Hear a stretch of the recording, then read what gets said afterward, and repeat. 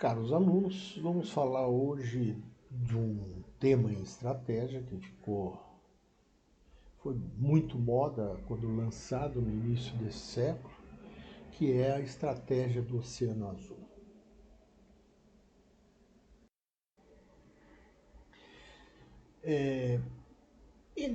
Os autores eles quiseram demonstrar que onde existe muita concorrência e a luta para sobreviver no mercado de muita concorrência, só ganha quando alguém perde. Isso é uma luta e a destruição de empresas acaba ocorrendo.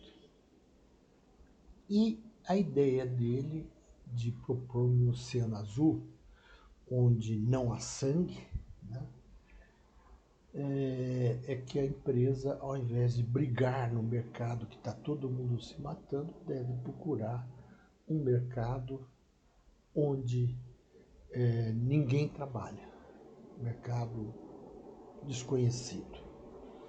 Esse novo mercado não se preocupa com a concorrência porque ela não existe e torna-a menos irrelevante, portanto, ao ser criado, né, sempre pensando no uso da inovação. Bom, a estratégia do Oceano Azul nos convida a redefinir o problema em si, né? Sai daquela coisa de custo-valor, né, e pense na criação de novos mercados incontestáveis, lugar onde ninguém esteve, ninguém está, e quem lá chegar vai definir as regras. Bacana, né? Mas vamos lá. Bom, um dos exemplos que eles dão é o famoso Cirque du Soleil, Circo do Sol. É uma companhia hoje multinacional, com sede em Montreal, no Canadá. Essa companhia foi fundada em 1984 e reinventou o circo. Na verdade, foi essa a coisa que eles fizeram. Quando eu era menino, chegava um grande circo na minha cidade no interior, né? Se não tinha leão, se não tinha elefante, se não tinha um monte de coisa, né? Cachorrinha amestrada era porcaria. Então, as grandes atrações dos circos, elas eram caras.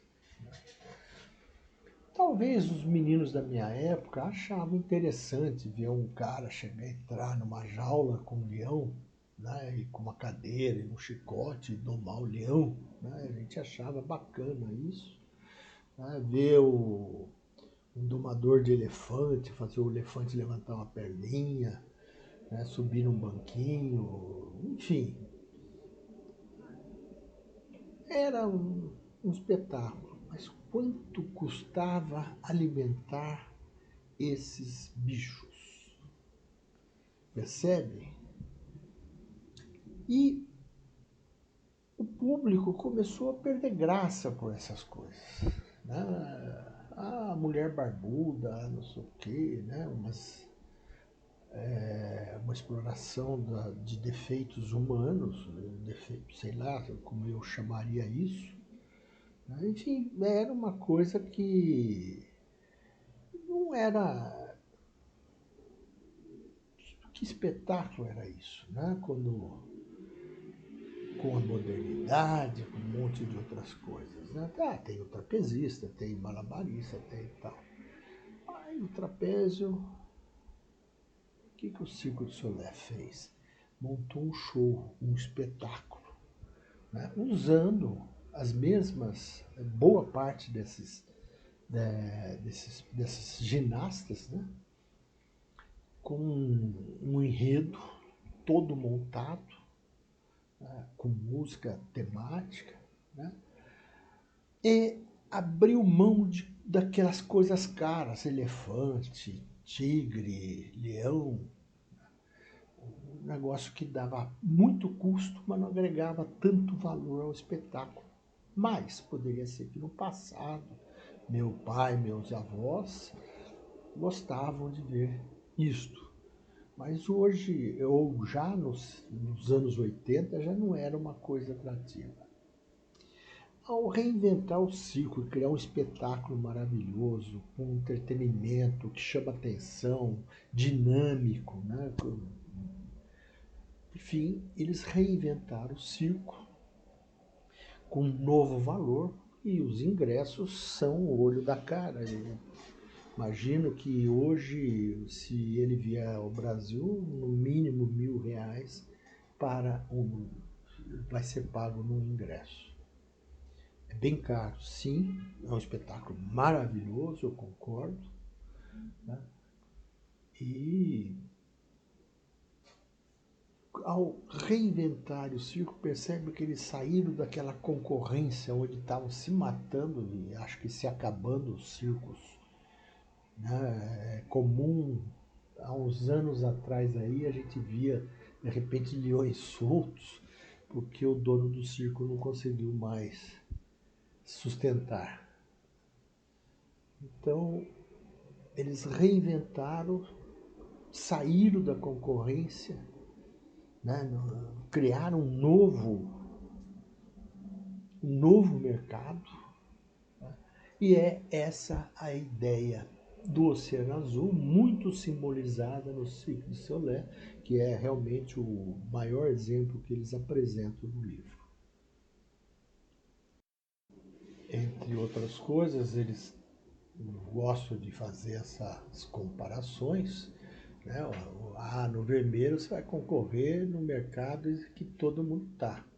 Aqui, espaço de mercado não disputado. Que tem que vencer a concorrência, que tornar a concorrência irrelevante. Explorar e procurar a procura existente, né? Tentar saturar o que já está saturado. Poxa, criar e conquistar uma nova procura, né? Você vai quebrar o trade-off entre valor e custo, né? Aqui sempre vai estar esse trade-off, valor apresentado para o consumidor, custo, a relação custo-benefício, e aquela hoje o seu concorrente fazendo mais ou melhor ou igual, e enfim, aquela briga toda, né? Alinhar todo o sistema de atividades de uma empresa com a sua escolha entre diferenciação e baixo custo, né? Então é uma crítica que ele faz às estratégias genéricas do Porter, que são as práticas comuns nesta briga pelos mercados já existentes no ponto de vista deles, dos autores, né? Alinhar todo o sistema de atividade de uma empresa na procura da diferenciação e do baixo custo. Ele acredita que o Cirque du Soleil é baixo custo com diferenciação. E eu acho muito complicado falar isso, né? Eles só tiraram custos indesejáveis ou que não agregavam valor. Mas o espetáculo é caro, né? Bem produzido e consegue cobrar um bom valor por isso, né? Não ali tem capacidades, né, de artistas e a capacidade deles de agregar esses artistas, né, que não é uma coisa tão fácil, né, de fazer. Não são atletas olímpicos, mas não ficam muito distante disso, né, e todo o enredo criado, a criatividade, né, então não é também algo, né, é complicado a gente querer dizer que eles tiraram o elefante, o leão, passou a ser baixo custo, né? É complicado, porque se eles pararem de investir na qualidade do espetáculo, da criação, parar de investir no, no nível dos artistas, né? E isso eu acho que está no campo de cá. Mas, mas eles gostam de dizer que eles acabaram com isso. como eles fazem isso? Né? Então, vem as 4 questões chaves. Quais os fatores que o setor de atividade econômica assume como normais e o que deve ser eliminado? Né? O setor, se o carro não tiver tais componentes, de repente começa a se perceber que tem coisas que não querem. Não foi assim na estratégia das empresas de companhias aéreas de a low cost, né, baixo custo, ficou a famosa, pero aí, bom, não vou lembrar.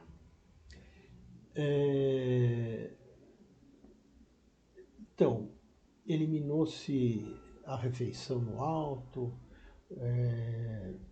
uma equipe de manutencistas para que a aeronave nunca ficasse no solo, o custo dela é muito alto para você ficar sem passageiros, né? Então, são, são coisas que foram eliminadas e dentro do que se concluía uma estratégia de baixo custo. E o Cirque du Soleil foi um que fez isso, né?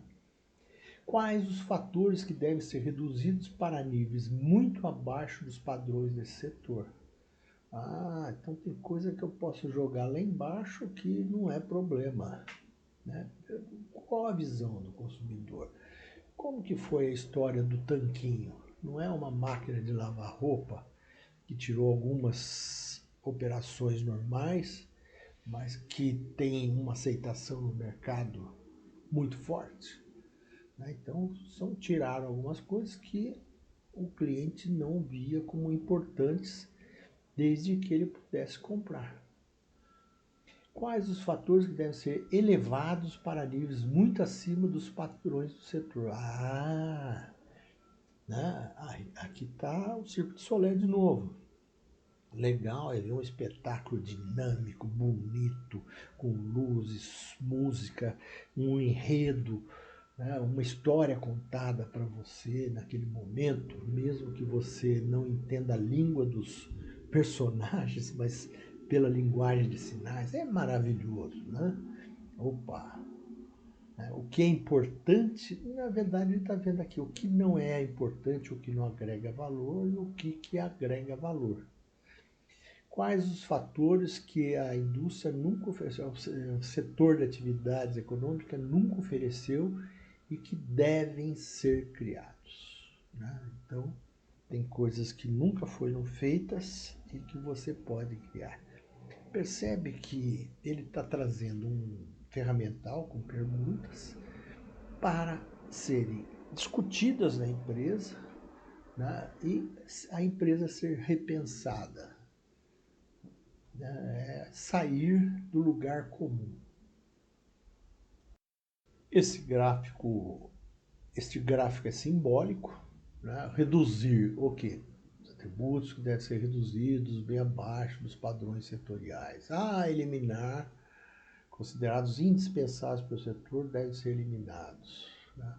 Elevar atributos que devem criar atributos nunca oferecidos pelo setor. Né? E aí você começa a fazer uma nova curva de valor, né? Para que o cliente enxergue como algo muito legal e está disposto a pagar por isso. Outra ferramenta é a grelha de eliminação, redução, elevação e criação. Aquele quadro, né, ele formou algo que vai te fazer repensar tudo isso. E ele, neste caso, ele chama de ferramenta. Ele cria 6 opções estratégicas, então aqui estão apenas 4 delas, mas eu vou falar das 6. A primeira dela é análise de alternativas. Não há atualmente qualquer empresa que não tenha como adversário um produto ou serviço alternativo. Sempre tem algo que substitui o seu produto, né? era, por mais que as pessoas pensem diferente, né, na visão dos administradores, quando a gente consegue enxergar, porque nós não temos uma miopia de mercado, né, que as pessoas, quando saem para passear, elas podem ir no cinema, num restaurante, num barzinho, né? Então, o entretenimento percebe quantas atividades, quantos serviços podem ser feitos para um desejo de se entreter das pessoas. Então, todo o setor tem e enfrenta os mais variáveis produtos substituíveis, alternativos, como queira. Né?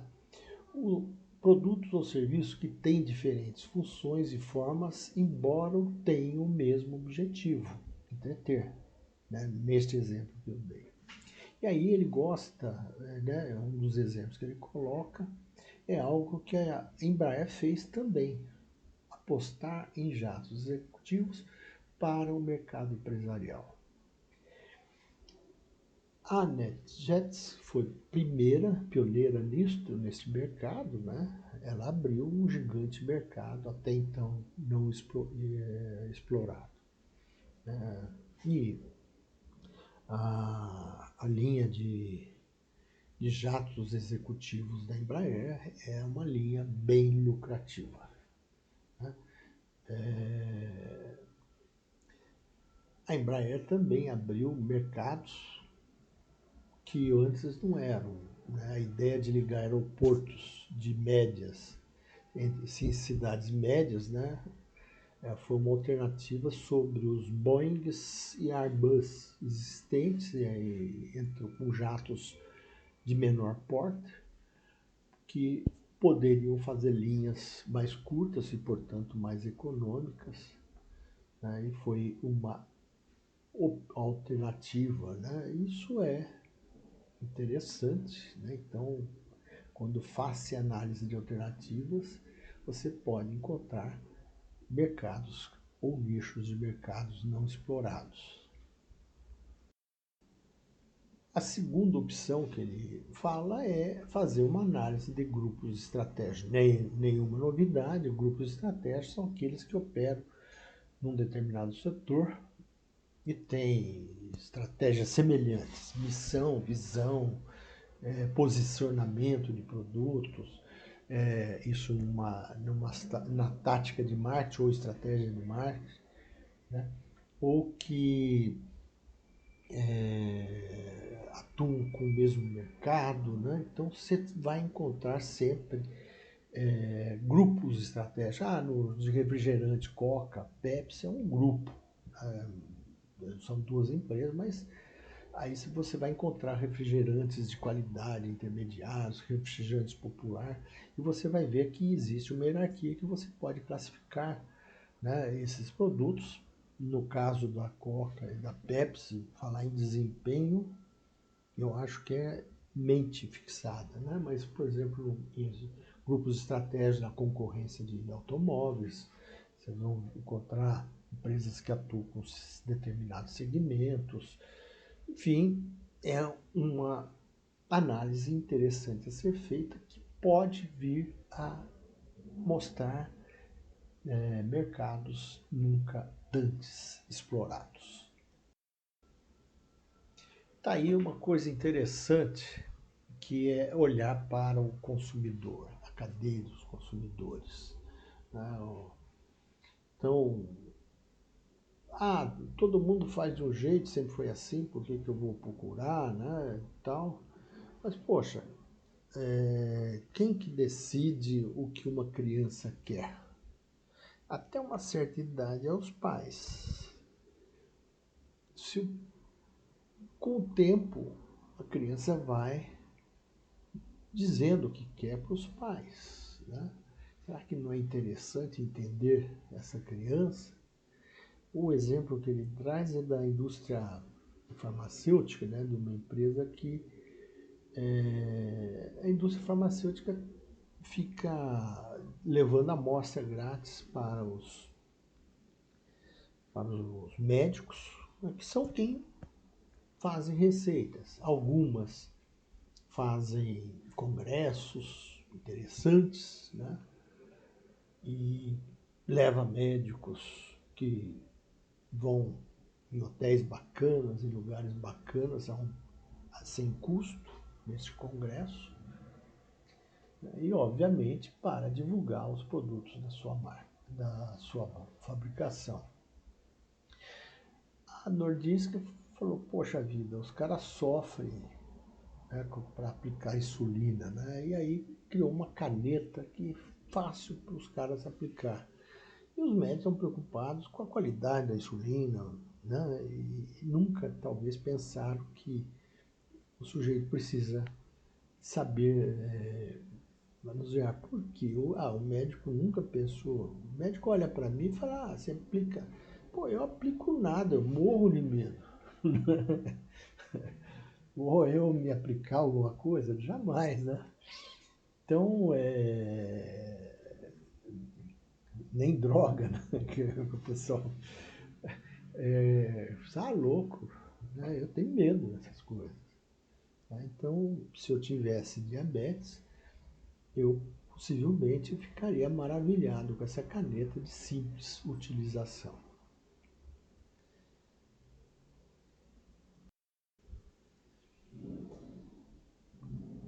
Analisar todos os produtos e ofertas serviços complementares. Ele vai falar de uma fábrica, uma montadora de automóveis húngara que percebeu que os carros eram poluentes. Olha, ele está falando do século passado, os exemplos dele são meio passados mesmo, né? E pelo peso consumia mais combustível, né? E aí fala em fibra de vidro, reduzir o custo de manutenção e consumo de combustível. A Gurgel fez isso no Brasil no século passado, acho que vocês nem sabem o que era a Gurgel. Né? E os mugs que nós todos conhecemos são todos de fibra de vidro, né? Mas são carros recuperados. Né? Mas se vocês olharem o produto em si, alguns têm serviços que precisam complementar. Né? Então, o valor ainda por descobrir está muitas vezes escondido nos produtos e serviços complementares. Né? Uma máquina antiga de fotografia tinha que comprar filme, hoje é digital. Né? Mas a complementariedade eu gosto de ver, por exemplo, no entretenimento. A ida ao cinema, na minha infância, a gente comia pipoca, que era um saquinho assim, um cone, bem pequeno, né? E levava esse cone no cinema, comia na hora, ou não, chupava uma bala, né? Era um entretenimento. Hoje, essas salas de cinemas fantásticas, né? Com pacotes imensos de pipoca, refrigerante e tal, você leva. Né? Tem gente que vai lá, já pega, né? Percebe que há uma criação de coisas complementares, já não está mais aquele pipoqueiro vendendo pipoca em frente ao cinema. Né? Ele faz parte da oferta total do cinema. Então, são ofertas de serviços complementares que não foram, que foram se modificando. Nesse exemplo que ele dá do barbeiro no Japão, né? A barbearia, o sujeito chegar lá para cortar o cabelo, né? Era massageado, não sei o que, um monte de coisas assim, para relaxar, cortar 1 hora lá. Né? Será que o consumidor queria tudo isso? Muitos querem cortar o cabelo rápido, não tem tempo. O Japão é um país onde as pessoas trabalham muito. Hoje eu vejo o contrário, um movimento contrário, as famosas barbearias, né, que estão surgindo, onde eles fazem justamente o contrário. Né? O sujeito vai lá cortar o cabelo, é massageado, lá a cabeça massageada, lava, né? Corte, enquanto corta tem alguns que tem um complemento que não existe mais, que é engraxar o sapato. A maior parte das pessoas hoje usa um tênis. Mas tem uma cerveja servida, né? Algumas coisas assim, e foram valores acrescentados. Né? Olha só que coisa, né? Diferente. Né? Lá no Japão foi o contrário do que tem ocorrido em alguns casos aqui. Lá acabou com o ritual, aqui acrescentou o ritual, né? Lá só corta o cabelo, você paga só pelo corte, né? E entra e sai rapidinho, né? Caiu o preço, óbvio, né? E passaram a trabalhar mais em quantidade, né? Dando um resultado melhor para a barbearia de uma maneira geral. Mas esse movimento inverso, né, que eu vejo no Brasil é o contrário, é também, né, uma análise do que estimula o funcional, o emocional oferecido para o consumidor. Né? Então tem alguns que acho interessante chegar, cortar o cabelo, fazer a barba, aquelas barbas toda desenhada, o cabelo desenhado, passar um relaxamento, né? O cara aproveita e vende para você um gel diferente, né? Quem sabe é um gel que me deixa o cabelo voltar a ter cores e não essa presença total de todas as cores que é o branco, né? Mas enfim, é interessante também essa opção que ele considera uma opção estratégica. Análise o contexto temporal, a situação no contexto temporal do valor que o mercado oferece hoje, ao valor que poderá oferecer amanhã, né, a sua empresa sendo proativa. E a Apple,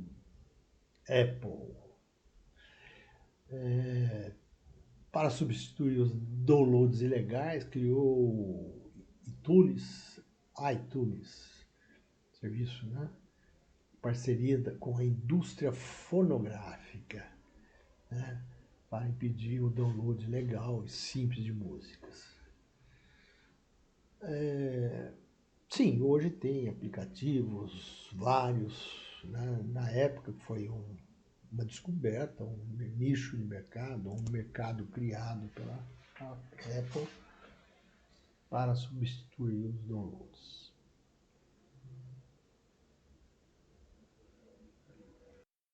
Enfim, tá aí o que o Kim e a Malborg, eu não sei falar porque é francês o sobrenome dela, da René, né? A estratégia do Azul, como criar novos mercados e tornar a concorrência irrelevante, ou sair de onde todo mundo está brigando e escolher onde você vai brigar. Né? Eu vou brigar num lugar que não preciso brigar com ninguém, eu vou criar, ditar as regras e fazer. Essa é a ideia do livro, né? Foi um sucesso no início do século, sim, né? E até hoje muita gente fala, tem cursos sobre a estratégia do Oceano Azul, mas esse professor tem algumas dúvidas sobre isso. Primeiro, se é uma estratégia ou se é uma maneira de apresentar o que nós já conhecemos, né? Será que não são a exploração, estudos de nichos de mercado, como o marketing procura fazer muito bem, segmentar mercados, né? Será que a diferenciação e o baixo custo, né, são estratégias que não existem quando você cria o seu segmento particular, né, que eles chamam de Oceano Azul? Tá aí uma questão que eu passo para vocês e vocês vão me responder no fórum de discussão sobre este livro. Alguns devem, acredito que leram o livro ou pelo menos já têm conhecimento sobre ele. Eu tentei passar partes dele do livro para vocês, né? E quero agradecer a companhia que tive com vocês à distância nesta aula que será a última data. A próxima já é a nossa prova 2 e até lá.